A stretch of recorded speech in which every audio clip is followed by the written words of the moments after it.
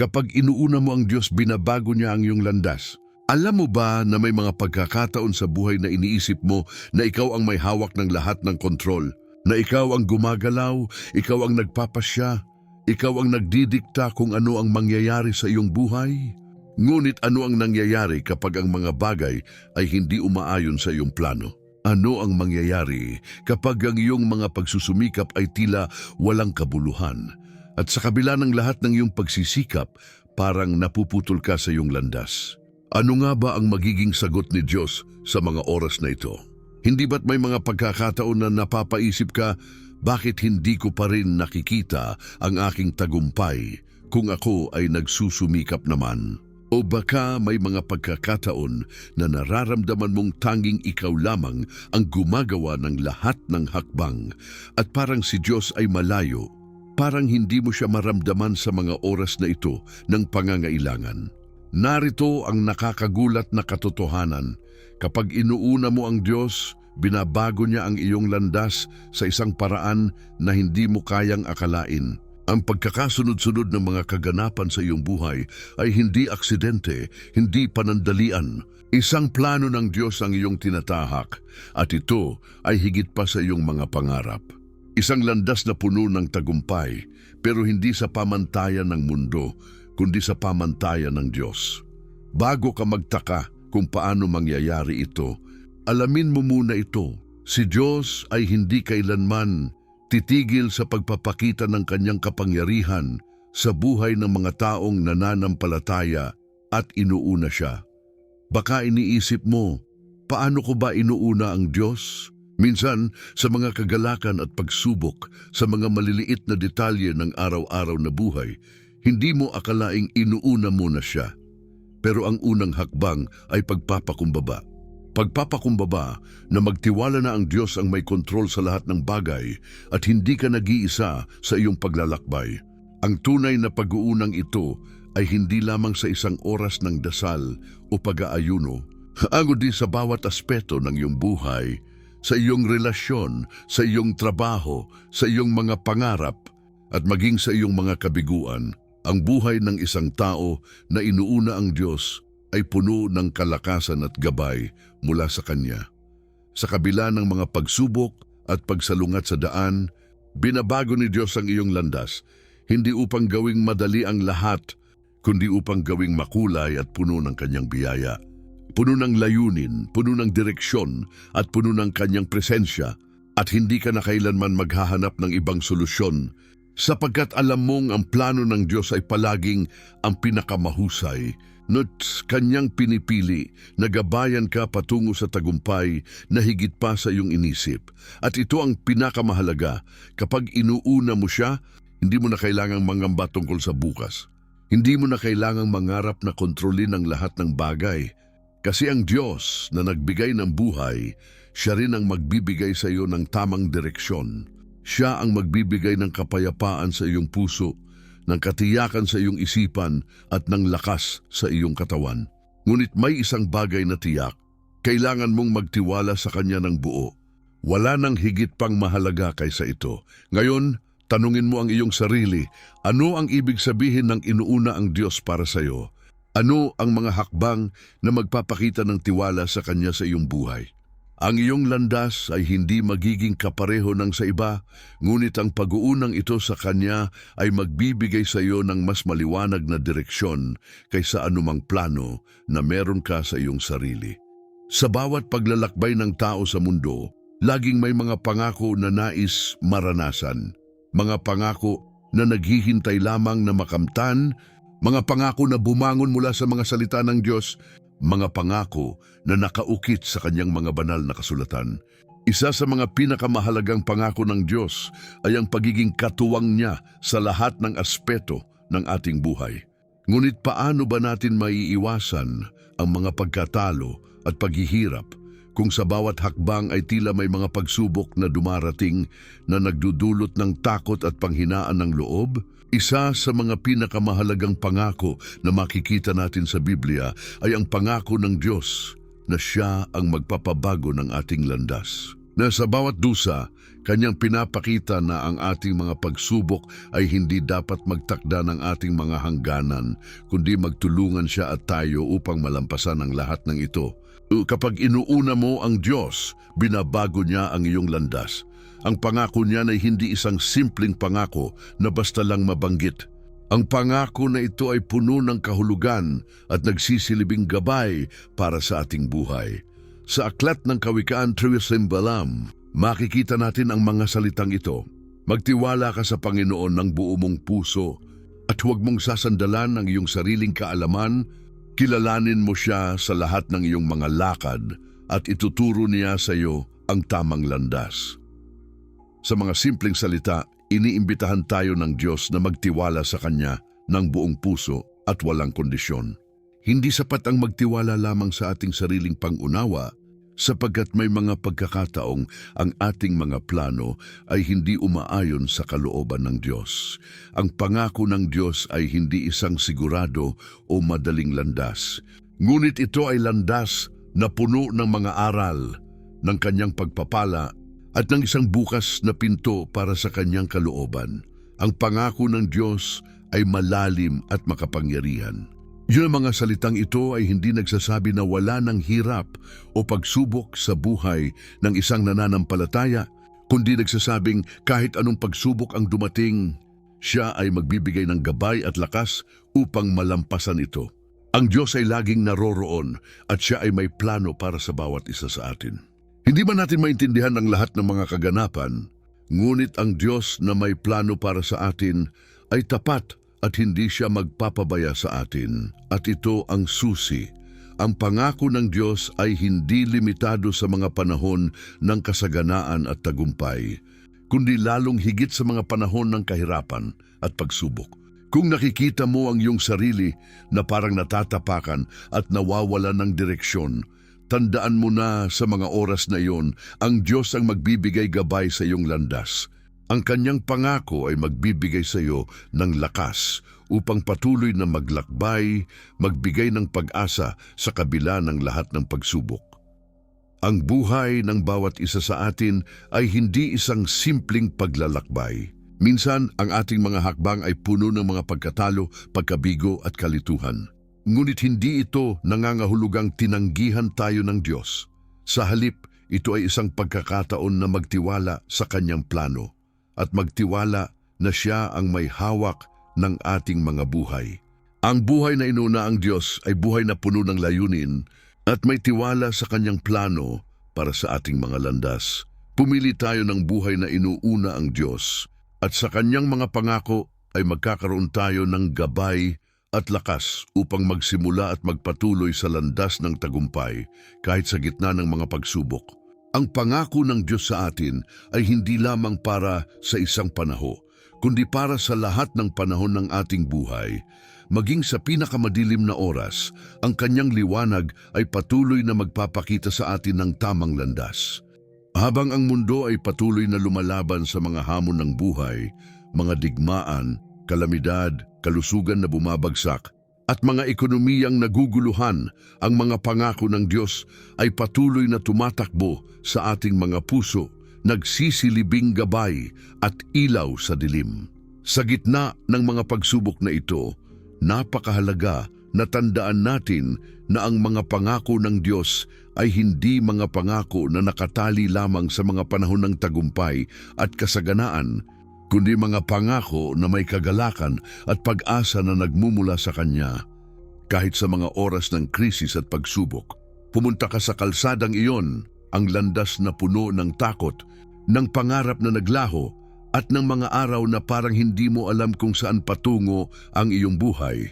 Hindi ba't naramdaman mo na ito? Yung mga panahon na naguguluhan ka sa iyong hinaharap, yung mga oras na hindi mo na alam kung saan kukuha ng lakas para magpatuloy. Hindi ka nag-iisa sa mga pakiramdam na ito. Bawat isa sa atin, pati na ang mga tao sa Biblia, ay nakaranas ng mga ganitong sandali. Ang mga tao sa Biblia tulad ng mga Israelita ay hindi nakaligtas sa mga pagsubok. Tila ba iniwan sila sa gitna ng mga kaguluhan at pagdurusa, Ngunit ang pangako ng Diyos ay nariyan, isang pangako ng gabay, ng pag-asa at ng bagong landas. Tingnan mo si Moises. Siya at ang bayan ng Israel ay naglakbay sa disyertong walang katapusan sa gitna ng gutom, uhaw at takot. Sa tuwing sila ay dumadaan sa matinding pagsubok, ang Diyos ay nariyan upang patunayan ang kanyang pangako. Habang ang mga tao ng Israel ay nag-aalala tungkol sa kanilang pagkain at tubig, ipinakita ng Diyos ang kanyang kabutihan sa pamamagitan ng pagpapadala ng mana mula sa langit at pagbibigay ng tubig mula sa bato. Ang mga pangako ng Diyos ay hindi limitado sa isang sitwasyon. Habang sila ay naglalakbay sa disyertong iyon, binigyan sila ng Diyos ng kapayapaan at kalakasan na magsimula muli araw-araw. Ngayon tignan mo ang sarili mong buhay. Hindi ba't may mga panahon ng takot at kawalan ng pag-asa? May mga sandali na hindi mo na alam kung paano haharapin ang lahat ng pagsubok. Ngunit tandaan mo ito, ang Diyos na nagbigay ng mana sa Israel ay ang Diyos na patuloy na magbibigay ng sustento sa iyong buhay. Kapag inuuna mo ang Diyos, Siya ang magbibigay sa iyo ng lakas upang magpatuloy, upang lumaban at maniwala na hindi ka nag-iisa sa iyong laban. Hindi mo kailangang mag-isa sa iyong mga pagsubok. Ang Diyos ay naroon upang magbigay ng direksyon at kalakasan sa bawat hakbang. Pumunta sa kalsadang iyon ng buhay, bitbit ang pangako ng Diyos na magtiwala ka sa akin at magpapakita ako ng tamang landas para sa iyo. Kapag iniisip mo ang hinaharap at natatakot ka, huwag mong kalimutan na si Diyos ay tapat sa kanyang mga pangako. Ang kanyang pangako ay ang gabay at lakas na kailangan mo upang magpatuloy.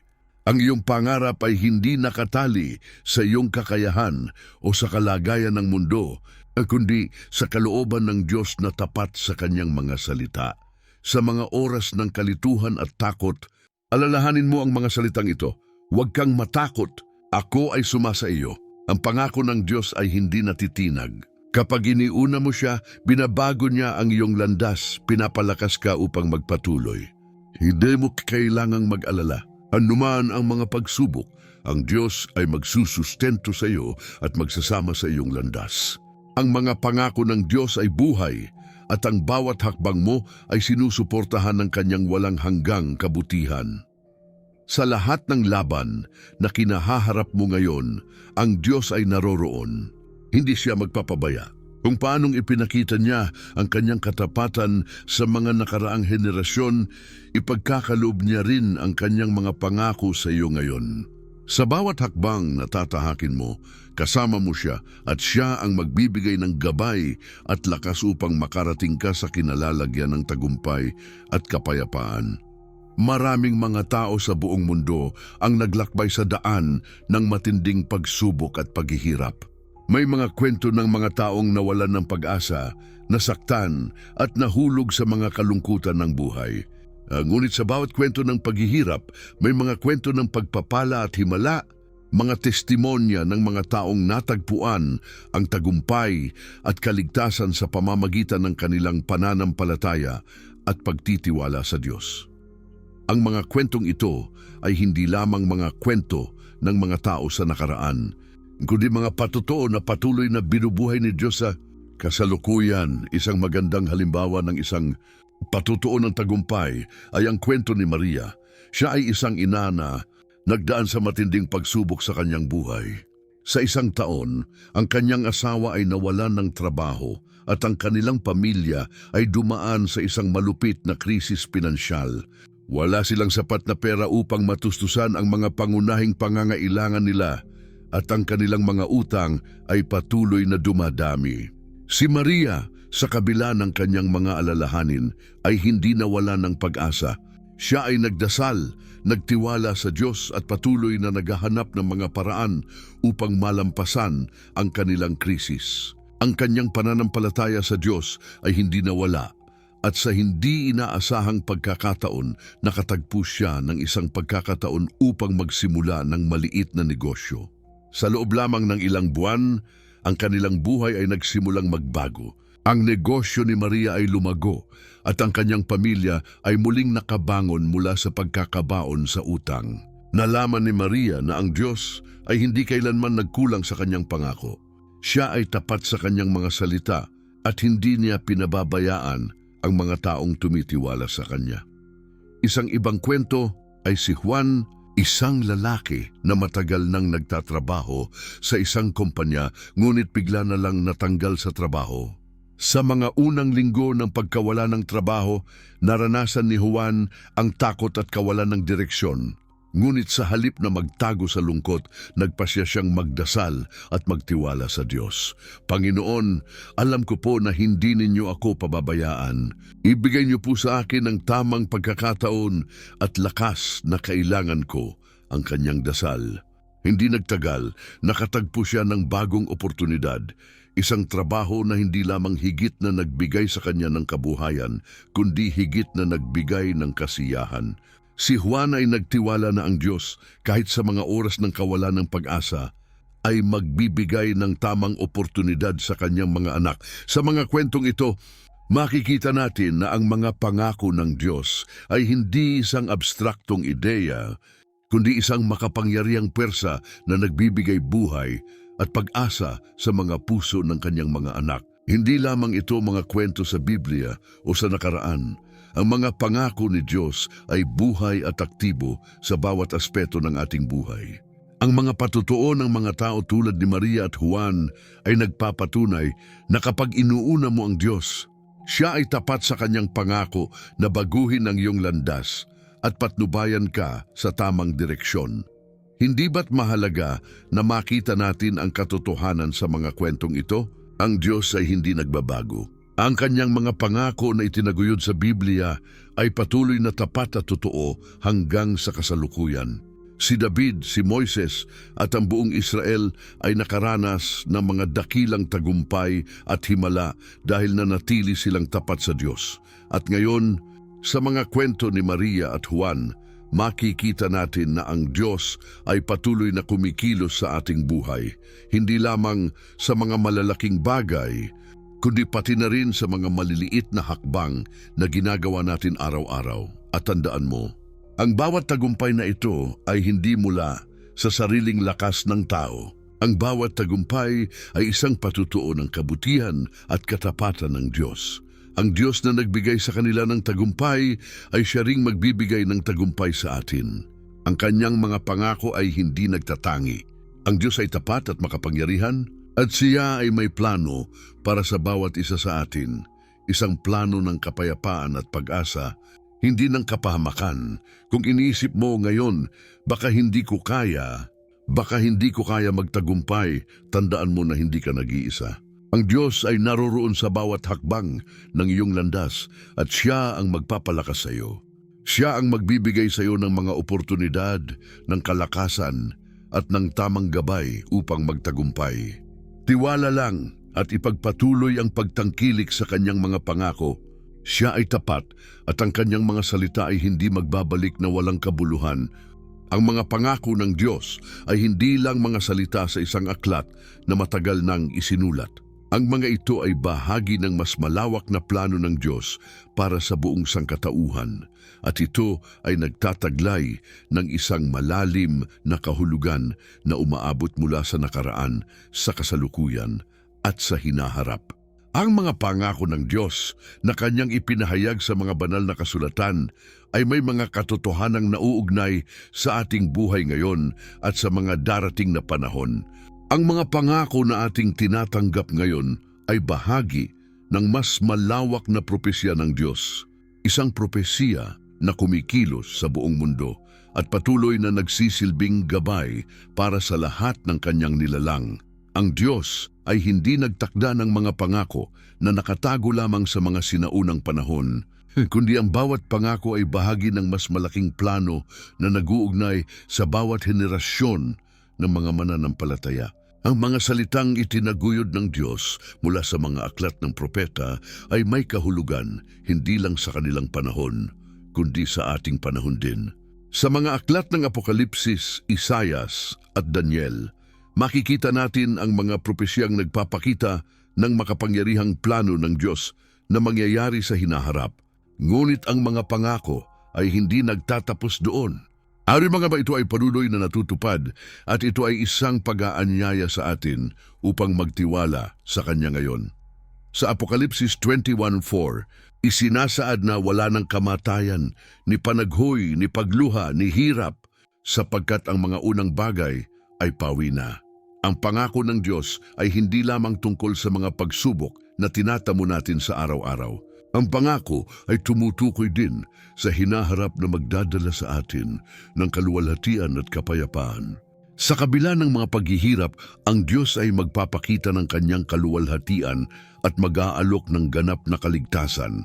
Ang bawat pangako ay may pagsunod sa kanyang mga salita at sa katapusan, ipapakita ng Diyos ang kanyang kabutihan at ang katuparan ng kanyang plano para sa atin. Ang ating pananampalataya sa kanyang mga pangako ay hindi lamang pananampalataya sa kasalukuyan kundi pananampalataya sa isang hinaharap na mas maganda kaysa sa ating iniisip.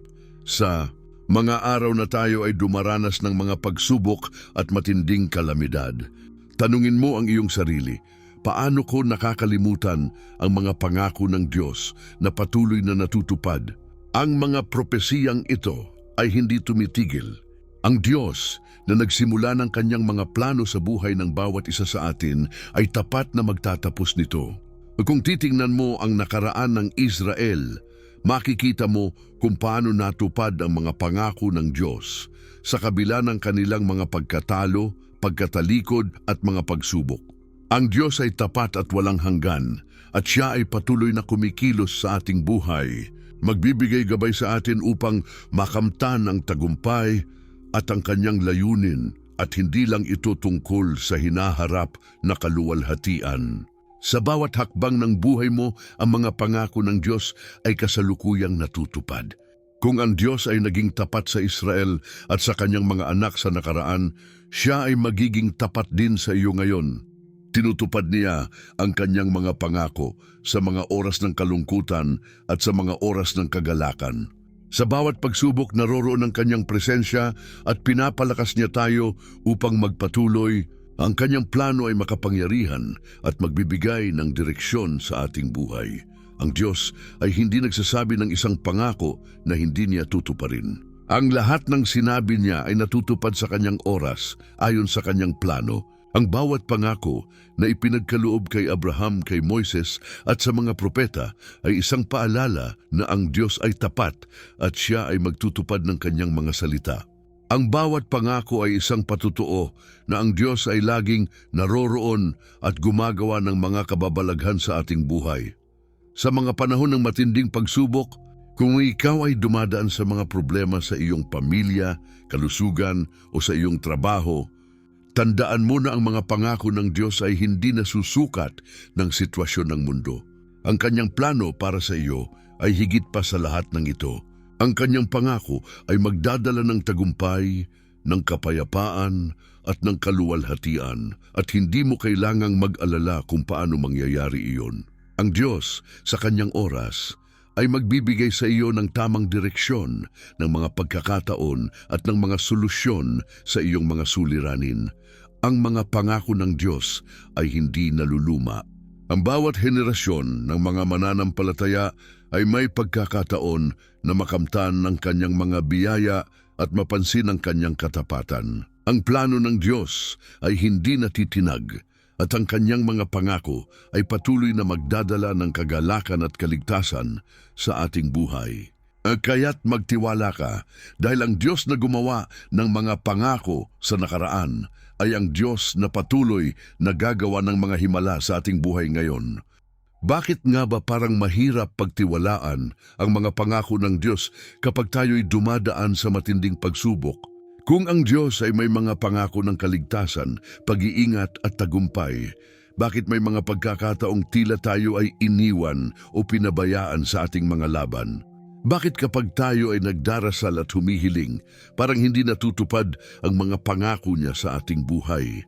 Ang mga tanong na ito ay natural at bawat isa sa atin ay dumaan na sa ganitong mga pagdududa. Madalas tayo ay nakakaranas ng mga pagsubok na nagpapatanong sa ating pananampalataya. Kung ang Diyos ay tapat sa kanyang mga pangako, bakit may mga oras na parang tila siya ay tahimik at hindi kumikilos? Hindi ba't may mga pagkakataon na nag-aalangan tayo at nagtatanong, kung ang Diyos ay tapat, bakit hindi ko nararamdaman ang kanyang presensya sa gitna ng aking mga paghihirap? Kung siya ay nagtakda ng pangako para sa akin, bakit hindi pa ito natutupad? Yung mga tanong na ito ay hindi bago. Maging si Job, isang taong tapat sa Diyos, ay nagtanong ng parehong mga bagay nang siya'y dumaan sa pinakamadilim na mga panahon ng kanyang buhay. Pinagdaanan niya ang matinding pagsubok, mga sakit, pagkatalo at kalungkutan, at sa kabila ng lahat ng iyon, tinanong niya ang Diyos kung bakit siya nagdurusa. Ang katotohanan ay, ang mga pangako ng Diyos ay hindi palaging natutupad sa ating oras o ayon sa ating mga plano. Ang Diyos ay mayroong kanyang sariling panahon. Sa kabila ng lahat ng paghihirap, tinutukoy ng Diyos ang tamang oras para matupad ang kanyang mga pangako. Ayon sa aklat ng Habakuk 2:3, kung ang pangako ay tila matagal dumating, maghintay ka sapagkat tiyak na darating ito, hindi ito magpapalampas. Ang Diyos ay hindi nagtataguyod ng mga pangako na hindi magaganap. Ang kanyang pangako ay tapat at darating ito sa oras na kanyang itinakda. Bakit ba tila ang mga pangako ni Diyos ay matagal dumating? Bakit may mga oras na naghihintay tayo ng mga taon, ng mga dekada, at hindi pa rin nakikita ang katuparan ng kanyang mga pangako? Ang sagot ay simple, ang mga pangako ng Diyos ay nangangailangan ng panahon upang matutunan natin kung paano magtiwala sa Kanya ng buo. Ang mga pagsubok at paghihirap ay hindi para magpahina sa atin, kundi para tayo'y maging mas matatag sa pananampalataya. Kapag ang mga bagay ay hindi nangyayari ayon sa ating plano, madalas itong nagiging dahilan ng ating pag-aalinlangan.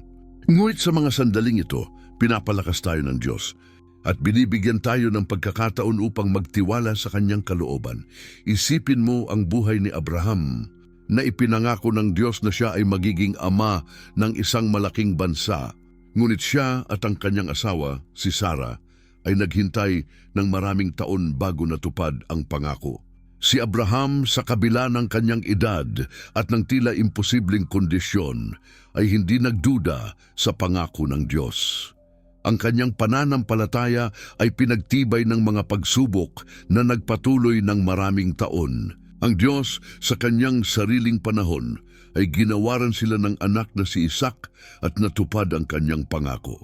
Hindi dahil mabilis ang panahon ng Diyos, kundi dahil ang bawat hakbang ni Abraham sa kanyang paghihintay ay bahagi ng pagpapalalim ng kanyang pananampalataya. Minsan, ang ating mga pangarap at hinihingi sa Diyos ay maaring hindi pa natutupad dahil tayo ay hindi pa handa para rito. May mga pagkakataon na hindi natin nakikita ang buong larawan ng plano ng Diyos. Ang mga pagsubok na ating pinagdadaanan ay may layunin upang tayo ay magpatuloy na magtiwala, magpatuloy na maglakbay at magpatuloy na manampalataya sa kanyang kabutihan. Hindi lahat ng hinihiling natin ay mangyayari agad, ngunit hindi ito nangangahulugang tinanggihan tayo ng Diyos. Bawat pangako ay natutupad sa oras ng Diyos at ang kanyang layunin ay palaging mas mataas kaysa sa ating naiisip. Sa mga sandali ng pag-aalinlangan, tanungin mo ang iyong sarili, nagtitiwala ba ako sa kanyang panahon? Ang Diyos na gumawa ng mga pangako ay hindi nagbabago at ang kanyang mga pangako ay hindi masasayang. Ang mga pangako niya ay magiging totoo, hindi sa ating oras, kundi sa kanyang takdang panahon. Kaya sa mga sandaling mahirap magtiwala, tandaan mo na ang Diyos ay laging tapat. Ang kanyang mga pangako ay tiyak at darating ang tamang oras na makikita mo ito, masigit pa sa iyong inaasahan. Kapag sinimulan mo ang araw na may pag-asa sa puso, ang mga pangako ng Diyos ay nagiging buhay na gabay sa bawat hakbang. Kung ang pangako ng Diyos na kapag inuuna mo siya, binabago niya ang iyong landas, ay nagsimula nang magbukas ng iyong isipan, oras na para magpatuloy at maglakbay sa landas ng pagtitiwala at pananampalataya. Hindi sapat na alam mo lang ang mga pangako ng Diyos. Kailangan mong buhayin ito sa iyong araw-araw na buhay. Ano ang ibig sabihin ng tunay na pagtanggap at paglalakad sa mga pangako ng Diyos? Paano mo maipapakita ang iyong tiwala sa Kanya sa kabila ng lahat ng pagsubok na dumarating sa iyong buhay? Simulan mo sa simpleng hakbang. Ang bawat araw ay pagkakataon para magtiwala at sumunod. Kung ang pangako ng Diyos ay nagsasabing magtiwala ka sa Kanya, ang unang hakbang ay ang pagbabalik loob at ang pagbubukas ng iyong puso upang tanggapin siya sa bawat aspeto ng iyong buhay. Hindi sapat na magdasal lamang ng mabilis na panalangin at asahan na matutupad ang lahat ng pangako. Kailangan mong ipakita ang iyong tiwala sa mga maliliit na hakbang araw-araw. Ang unang hakbang ay ang pagpapakita ng pananampalataya sa mga bagay na hindi mo pa nakikita at hindi mo pa nararanasan. Paano mo ito gagawin? Magtiwala ka na siya ay gumagalaw sa iyong buhay. Kahit hindi mo pa nakikita ang mga resulta, magdasal ka, ngunit magdasal na may tiwala. Ipagkaloob mo sa Kanya ang iyong mga alalahanin, ang iyong takot at ang iyong mga pangarap.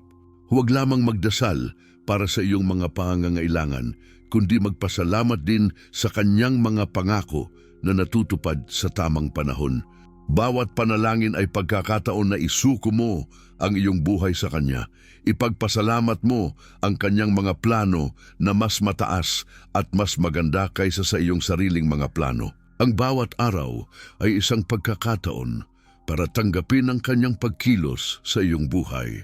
Ang pangako ng Diyos na binabago niya ang iyong landas ay hindi isang abstract na ideya na may kinalaman lamang sa hinaharap. Ito ay isang buhay na pangako na nagsisimula ngayon. Kung ikaw ay dumadaan sa mga pagsubok, magtiwala na ang Diyos ay gumagalaw sa iyong buhay upang mapabuti ka. Hindi siya magpapabaya. Tinutulungan ka niya na magpatuloy, magtiwala at maglakbay patungo sa mas mataas na layunin. Ang pangako niya ay hindi nangangailangan ng instant na tagumpay, kundi ng araw-araw na lakas at pananampalataya. Isa sa mga hakbang na maaari mong gawin ay ang magdeklara ng mga pangako ng Diyos sa iyong buhay. Basahin ang Kanyang mga salita at ipahayag ang mga ito sa iyong buhay. Kung ang Diyos ay nagsabi na siya ang magbibigay ng iyong mga pangangailangan, magtiwala ka na siya ang magbibigay. Kung siya ay nagsabi na siya ay magbibigay ng kapayapaan sa iyong puso, tanggapin mo iyon at ipamuhay. Huwag mong hintayin na magbago ang lahat sa isang iglap, kundi magsimula ka sa pamamagitan ng maliliit na hakbang ng pagtitiwala. Ang bawat araw ay pagkakataon upang isabuhay ang mga pangako ng Diyos. Minsan, sa kabila ng ating mga pagsubok, napapaisip tayo kung tunay nga bang gagawin ng Diyos ang Kanyang pangako sa atin. Maaring may mga pagkakataon na parang ang lahat ng iyong ginagawa ay nauurong. Ngunit hindi mo alam na ang Diyos ay laging gumagalaw. Tinutulungan ka na maging mas maligaya, mas matatag, at mas malapit sa Kanya. Kaya't magpatuloy ka lang, magtiwala ka lang. Ang Diyos ay tapat at ang Kanyang mga pangako ay tiyak. Sa bawat hakbang na iyong tatahakin, ipagpatuloy mo ang magtiwala sa Kanyang plano. Kung ikaw ay nag-aalala, dumaan ka sa mga pangako ng Diyos at alalahanin na siya ang magbibigay sa iyo ng lakas upang magpatuloy. Magtiwala sa Kanyang tamang oras. Magtiwala sa Kanyang plano. Magtiwala na ang Kanyang mga pangako ay hindi nabibigo. Gamitin mo ang bawat hakbang bilang pagkakataon upang magsanib puwersa sa Kanyang mga plano at pagpapala. Kung magtitiwala ka sa Diyos at gagawin ng mga hakbang na ito, makikita mo na siya nga ay tutuparin ang Kanyang mga pangako sa buhay mo. Magsimula ka ngayon, magtiwala, magdasal at maglakad sa landas na itinakda niya para sa iyo. Ang buhay na inuuna ang Diyos ay isang buhay ng pagpapala at tagumpay na hindi mo kayang gawin ng mag-isa. Kaya't ang lahat ng iyong mga hakbang ngayon ay magiging hakbang patungo sa katuparan ng Kanyang mga pangako. Ngayon nais kong hamunin ka, huwag mong ipagpaliban ang pagkakataong ito. Ngayon, ang oras para magtiwala sa mga pangako ng Diyos. Huwag mong hayaan na ang pag-aalinlangan o takot ay humadlang sa iyo. Ito na ang pagkakataon mo para itaguyod ang pananampalataya na magdadala sa iyo sa mas mataas na antas ng iyong buhay. Hindi lang ito basta salita, ito ay aksyon. Hindi sapat na marinig mo lang ang mga pangako ng Diyos. Kailangan mong isabuhay ito at tanggapin ito sa iyong puso. Kaya't ngayong oras na ito, inaanyayahan kita na makisama sa atin sa pananampalataya, magtiwala at ipagkatiwala ang lahat sa Diyos. Magdasal tayo ngayon. Magkaisa tayo sa paghingi at pagtanggap sa mga pangako ng Diyos sa ating buhay. Isara mo ang iyong mga mata at ilagay ang iyong kamay sa iyong puso at sabay-sabay nating ipahayag ang ating pananampalataya. Sabihin mo ito sa iyong puso, Panginoon, tinatanggap ko ang iyong pangako ng gabay at lakas. Alam ko po na hindi ninyo ako pababayaan. Pinagtitiwalaan ko po ang inyong plano sa aking buhay. Hindi ko alam ang lahat ng mangyayari, ngunit tiwala ako sa inyo. Salamat po sa inyong mga pangako ng kaligtasan at pagpapala. Huwag mong kalimutan na sa bawat salita ng panalangin, ikaw ay nagsasabi ng oo sa plano ng Diyos para sa iyong buhay. Lahat ng iyong mga takot, pangarap, at ang lahat ng iyong mga pagsubok, ibigay mo na kay God. Hindi ka nag-iisa sa iyong laban. Maraming tao ngayon ang sabay-sabay na nagdadasal at kumikilos sa pananampalataya na tinatanggap ang mga pangako ng Diyos. Habang ikaw ay nagdarasal, isuko mo sa Kanya ang mga bagay na nagpapaalala sa iyo ng iyong limitasyon. Ilagay mo ang iyong mga takot, ang iyong mga pangarap at ang iyong mga suliranin sa Kanyang mga kamay. Ano man ang bumabagabag sa iyo, ang iyong kalusugan, iyong pamilya, iyong mga pinansyal na pangangailangan, ilagay mo ito sa Kanya. Hayaan mong ang Kanyang kapangyarihan ang magpatuloy sa pag-ayos ng iyong buhay. Huwag mong kalimutan, ang Diyos ay hindi lang Diyos ng nakaraan at ng hinaharap. Siya ay Diyos ng kasalukuyan, ngayon na at laging nariyan. Ngayong oras na ito, tanggapin mo ang Kanyang mga pangako at huwag mong hayaan na may pag-aalinlangan na pumasok sa iyong puso. Hindi mo kailangan maghintay pa ng bukas. Hindi mo kailangan maghintay na maging perpekto ang lahat bago magtiwala. Ang kailangan mo lang ay magtiwala ngayon. Magtiwala sa Kanyang plano para sa iyo at ipagpasalamat na Siya ay gumagalaw sa iyong buhay. Huwag mong kalimutan na may kapangyarihan sa iyong mga salita, kaya ipahayag mo ito ngayon. Ipahayag mo na ikaw ay magtatagumpay at magtatagumpay sa lahat ng bagay na ipinagkaloob sa iyo ng Diyos.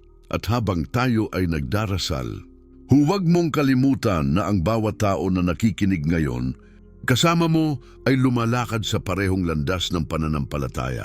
Sabay-sabay tayong lumalapit sa Diyos, hindi lamang para magdasal, kundi para tanggapin ang Kanyang mga pangako at magtiwala sa Kanyang kabutihan. Kung magtutulungan tayo sa pananampalataya, walang imposible sa atin. Magkaisa tayo sa ating mga panalangin at magtiwala tayo sa Kanyang mga plano. Ngayon, inaanyayahan kita na ilabas ang iyong pananampalataya. Habang ang iyong puso ay naglalaman ng pagtanggap sa mga pangako ng Diyos, ipahayag mo ito sa mga komentaryo. I-type mo sa ibaba, tinatanggap ko ang mga pangako ng Diyos. Ang iyong pag-amin at pagkakaroon ng bukas na puso sa Kanyang mga pangako ay magbubukas ng daan para sa Kanyang mga pagpapala. Huwag mong hayaang maging tahimik lamang ang iyong pananampalataya. Ipakita mo ito sa bawat aspeto ng iyong buhay at magtiwala ka na ang Diyos ay kumikilos sa lahat ng ito. Ang iyong panalangin at iyong aksyon ay may kapangyarihan. Ang oras ay dumating na. Huwag mong ipagpaliban. Tumayo ka sa pananampalataya, tanggapin mo ang mga pangako ng Diyos sa iyong buhay at magsimula ka ng maglakbay sa landas ng tagumpay at pagpapala. Ngayon, sumandig tayo sa pananampalataya. Magdasal tayo ng magkasama sa isang puso at isipan at ipahayag natin ang ating tiwala sa Diyos. Isara mo ang iyong mga mata at maglaan tayo ng ilang sandali para tahimik na makipag-ugnayan sa ating Ama sa Langit. Ilagay mo ang iyong kamay sa iyong puso at hayaan mong maramdaman mo ang Kanyang presensya na nariyan sa bawat sandali ng iyong buhay. Panginoon, nagpapakumbaba kami sa iyong harapan. Sa oras na ito, tinatanggap namin ang iyong mga pangako. Ang aming mga puso ay puno ng tiwala at pananampalataya sa iyo. Alam namin, O Diyos, na ang lahat ng iyong mga salita ay totoo at matutupad sa tamang panahon. Salamat sa iyong walang hanggang katapatan. Kami po'y lumalapit sa iyo, hindi dahil sa aming kalakasan, kundi dahil sa iyong biyaya at habag.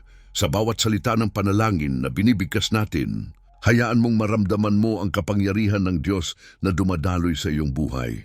Siya ang siyang magpapalakas sa iyo. Huwag mong kalimutan ang Diyos na lumikha ng langit at lupa, ang Diyos na nagsalita at ang lahat ng bagay ay nagkaroon ng buhay, ay ang Diyos na nagmamasid at kumikilos sa bawat aspeto ng iyong buhay. Sa kanyang pangalan, ang lahat ng bagay ay posibleng mangyari. Sa pangalan ni Jesus, tinatanggap namin ang iyong mga pangako ng proteksyon, pag-asa at kaligtasan. Kami po ay nagpapakumbaba, tinatanggap namin ang iyong mga biyaya at tinatanggal namin ang lahat ng takot na nagpapahirap sa aming mga puso. Pinalaya mo kami mula sa lahat ng pagkabahala at tinatawagan namin ang iyong mga pangako upang mangyari sa aming mga buhay. Habang tayo ay nagdadasal, nais kong iparating sa iyo na sa bawat paghingi mo ng tulong sa Diyos, siya ay naroroon, handang magbigay ng lahat ng iyong pangangailangan. Ang mga pangako ng Diyos ay hindi palaging dumating sa ating panahon, ngunit siya ay tapat sa kanyang mga salita. Siya ay hindi nagtatago o nagpapabaya, siya ay gumagalaw, ginagawa niya ang lahat upang mapagtibay tayo sa kanyang mga plano. Magtiwala ka sa kanyang mga pangako. Sa mga oras ng pagsubok, tinatanggap namin na ikaw ang aming tagapagligtas. Ikaw ang magbibigay sa amin ng lakas upang magpatuloy. Sa lahat ng aming mga pangarap, sa lahat ng aming mga pagsubok, kami po ay nagtitiwala na ikaw ang magbibigay ng kagalakan, ng kapayapaan at ng tagumpay sa buhay namin. Salamat po, O Diyos, sa iyong mga pangako na hindi matitinag, hindi ka nag-iisa sa iyong laban. Ang buong katawan ng mga mananampalataya ay nananalangin ngayon kasama ka. Hindi mo kailangang maghintay pa ng isang araw o linggo para makita ang mga pagbabago. Ang Diyos ay kumikilos ngayon at siya ay gumagalaw sa iyong buhay sa bawat bahagi ng iyong pagkatao. Ang iyong panalangin ay may lakas at habang ikaw ay patuloy na magtitiwala at magpapakumbaba sa harapan ng Diyos, makikita mo ang kanyang mga pagpapala at himala sa iyong buhay. Huwag mong kalimutan na ang iyong pananampalataya ay may kapangyarihan. Ipagpatuloy mo ang magtiwala sa kanyang mga pangako. Magtiwala na ang Diyos na gumawa ng mga dakilang bagay sa nakaraan ay gagawa ng mas marami pang dakilang bagay sa iyong buhay. Siya ay laging nariyan para sa iyo. Ang kanyang mga pangako ay tiyak at siya ay hindi magpapabaya sa mga taong nagtitiwala sa kanya. Habang tayo ay nagdarasal, ipahayag mo sa iyong puso at sa iyong bibig ang mga salitang ito. Panginoon, tinatanggap ko ang iyong mga pangako. Naniniwala ako na ikaw ay magpapalakas sa akin at magsusustento sa aking mga pangangailangan. Ipinagpapasalamat namin, Panginoon, ang mga biyaya at pagpapalang ibinubuhos mo sa aming buhay. Sa lahat ng ito, kami po ay nagtitiwala at naniniwala sa iyong mga pangako. Sa oras na ito, sama-sama nating ipinahayag na ang mga pangako ng Diyos ay totoo at tapat. Habang ikaw ay lumalapit sa Kanya, tandaan mo na ang bawat isa sa atin ay lumalakad sa Kanyang liwanag at pagpapala. Ang Diyos ay tapat at Kanyang tutuparin ang lahat ng Kanyang mga pangako sa ating buhay. Ngayon, nais kong ipaalala sa iyo ang pinakamahalagang katotohanan. Ang Diyos ay tapat sa Kanyang mga pangako. Hindi mo kailangang mag-alala tungkol sa mga takot na bumabagabag sa iyong puso. Dahil ang Diyos na nagsabi ng, "Huwag kang matakot, ako ay sumasa iyo," ay magpapatuloy na magbigay ng lakas at gabay sa bawat hakbang na tatahakin mo. Ang mga pangako niya ay hindi nagbabago at hindi rin siya nagbabago. Ang kanyang mga salita ay tapat at matibay. At sa kabila ng mga pagsubok na dumarating, makakamtan mo ang kanyang mga pagpapala. Ang buhay na puno ng mga pangako ng Diyos ay hindi palaging madali. Hindi palaging magiging magaan ang landas. At may mga pagkakataong ang mga pagsubok ay tila nagiging mabigat. Ngunit sa mga sandaling yon, tandaan mo na ang Diyos ay nariyan upang palakasin ka. Siya ay magbibigay ng lakas upang magpatuloy, magbibigay ng pag-asa sa kabila ng dilim, at magpapakita ng kanyang mga himala sa tamang panahon. Kaya't kung ikaw ay dumadaan sa pagsubok, hindi mo kailangang mag-alala. Ang Diyos na naging tapat sa kanyang mga pangako sa nakaraan ay magiging tapat din sa iyo ngayon. Minsan, sa mga pagsubok, nakakalimutan natin na ang Diyos ay laging may plano para sa atin at ang kanyang plano ay puno ng pag-asa. Ipinapangako ng Diyos na hindi kanya pababayaan at hindi mo kailangang maglakbay mag-isa. Tiyak na siya ay magbibigay ng mga pagkakataon, ng mga kasamahan at ng mga solusyon na makatutulong sa iyong tagumpay. Walang problema na mas malaki kaysa sa kapangyarihan ng Diyos at walang pagsubok na hindi kanyang kayang daigin. Mahalaga na maunawaan natin na ang lahat ng ito ay bahagi ng isang mas malaking plano. Ang mga pangako ng Diyos ay hindi lamang para sa iyong pansariling kapakinabangan, kundi para rin sa pagbuo ng kanyang kaharian sa mundo. Kaya't magtiwala ka, hindi lang sa mga pangako ng Diyos para sa iyong sarili, kundi pati na rin sa mas malawak na layunin ng kanyang plano. Ipinagkaloob niya sa atin ang mga pangako upang magpatuloy tayo sa pananampalataya at sa pagtulong sa iba. Sa bawat hakbang na ikaw ay magtitiwala, magiging daan ito para sa iba pang makakaranas ng kanyang kabutihan. Kaya't tandaan mo, kahit na may mga pagkakataon na magdududa ka, kahit na may mga panahon na malulupig ka ng takot, hindi ka nag-iisa. Ang Diyos ay kasama mo at ang kanyang mga pangako ay tapat at matibay. Lord Mulbedays, nagyayasi sa tamang panahon at hindi mo kailangang magmadali. Habang patuloy mong tinatanggap ang kanyang mga pangako, magtiwala ka na siya ay kumikilos sa iyong buhay at darating ang oras na makikita mo ang kanyang mga biyaya at tagumpay. Sa bawat hakbang na tinatahak mo, magtiwala ka na ang Diyos ay laging nandyan upang palakasin ka. Ang kanyang mga pangako ay magbibigay ng lakas, pag-asa at gabay sa bawat hakbang ng iyong buhay. Hindi ka nag-iisa at hindi ka pababayaan. Patuloy mong itaguyod ang pananampalataya at magtiwala sa kanyang mga pangako. Kung ikaw ay maghihintay, magtitiwala at magpapakumbaba sa kanyang kalooban, makikita mo na ang Diyos ay higit pa sa matapat. Siya ay magtatagumpay sa iyo at ang lahat ng kanyang pangako ay matutupad. Ngayon, natapos na natin ang isang paglalakbay ng pananampalataya at ito ay isang paalala na ang mga pangako ng Diyos ay hindi nagbabago. Habang natutunan natin na kapag inuuna natin ang Diyos, binabago niya ang ating landas, na ang kanyang mga pangako ay tapat at na siya ay laging kumikilos sa ating buhay, nais kong ipadama sa iyo na ang paglalakbay mo ay hindi nagtatapos dito. Ang Diyos ay hindi lamang magbibigay ng mga pangako, kundi siya rin ang magpapalakas sa iyo upang magpatuloy at magtiwala na ang kanyang mga plano ay mas maganda kaysa sa ating iniisip. Sa bawat hakbang na tinatahak mo, maging ito man ay sa tagumpay o sa pagsubok, tandaan mo na hindi ka nag-iisa. Ang Diyos ay kasama mo sa bawat bahagi ng iyong buhay. Kung ang Diyos ay tapat sa mga pangako niya sa mga tao sa nakaraan, tapat din siya sa iyo ngayon. Ang bawat hakbang ng iyong buhay ay may layunin at ang bawat hakbang ay puno ng mga biyaya mula sa Kanya.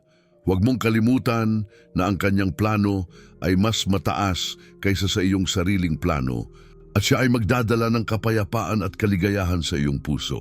Ngayon, bilang pagtatapos ng ating paglalakbay sa mga pangako ng Diyos, nais ko ring hikayatin ka na patuloy na magtiwala sa Kanya at maglakbay sa Kanyang mga plano. Hindi mo kailangang maghintay ng isang perpektong pagkakataon upang magtiwala at magsimulang maglakad sa landas na itinakda niya para sa iyo.